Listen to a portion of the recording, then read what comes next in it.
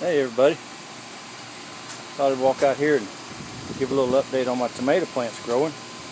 We got some beefsteak tomatoes, Roma tomatoes, mortgage lifters, and some called German Giant, which I don't remember which one those are. We'll find them.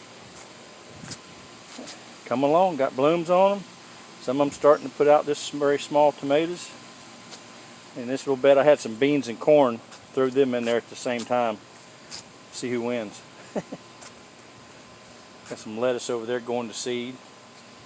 I want to let that go so I'll have some seeds later on this fall. Plant some lettuce, oregano, mint, some basil.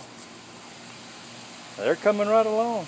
That got a little bushy. I had to tie it up. It was starting to get pretty big. That might be one of them German ones. I don't know. Mortgage lift or whatever. Got some thyme right there. Yeah.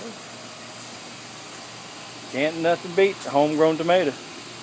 Alright, well, I thought I'd just give you a little update and show what's going on here in our raised bed garden. Y'all have a good one. Stay safe.